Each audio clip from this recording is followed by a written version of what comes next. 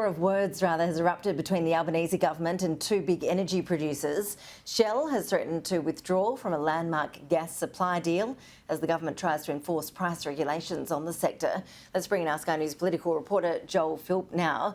Joel, we're seeing some pretty strong pushback from the industry. Yeah, that's right, Ash. Look, Woodside is the latest company to take aim at the government, saying its intervention plans could make the situation worse. The company has issued a statement from its CEO, and I'll read some of it to you now. It says, "We need to unlock gas supply now.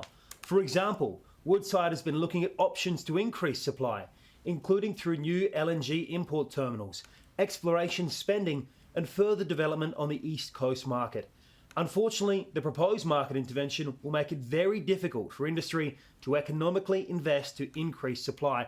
It comes as energy giant Shell, of course, chose to back away from that East Coast supply agreement, which was just months ago negotiated with the federal government to try to increase the supply on what looks to be a shortage on the East Coast market. And of course, that supply boost now could fall under these price regulations the government has been proposing. The Energy Minister Chris Bowen has been effectively staring down these companies, saying, well, the CEOs of these companies need to look towards maximising their profits, but the government has a duty towards shielding the Australian public from these inflationary spikes.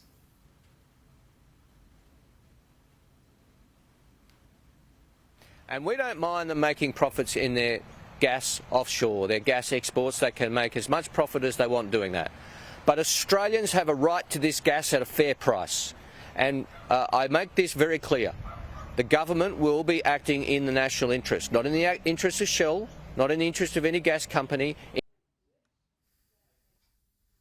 So the government is considering a few things. One of them is a price cap on the commodities of gas and coal, and beyond that also energy price relief. And it's not clear at this stage whether those two things will come together in a kind of omnibus bill that could be presented at a special sitting of Parliament on Thursday. The opposition says that they haven't been given any details on this front yet, but we could see members of the coalition cross the floor to support the bill if those things are wrapped together, with some members of the Liberal Party saying that they would not back away from supporting energy price relief. But in the meantime, the manager of opposition business, Paul Fletcher, says the government is effectively using Parliament as a rubber stamp by putting forward such a significant piece of legislation without giving much notice about what's in it.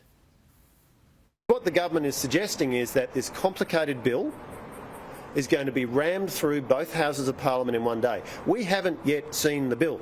We're 2 days out from the parliamentary sitting. We have not seen the bill. The government's saying there won't be question time, so there won't be an opportunity to ask questions.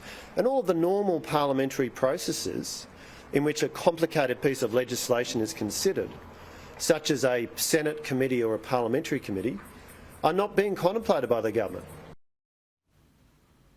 Whatever is introduced to Parliament on Thursday, it's likely that in the upper house the government will need the support of the Greens and one independent. Now, obviously, Jackie Lambie has flagged that she's keen to support it, but perhaps someone who's more aligned with the Greens' approach is Senator for the ACT, David Pocock. He says that before effectively saying that he'll support the legislation, he wants to negotiate with the government on whether he can bring forward this renewables transition and the transition towards electrifying the economy.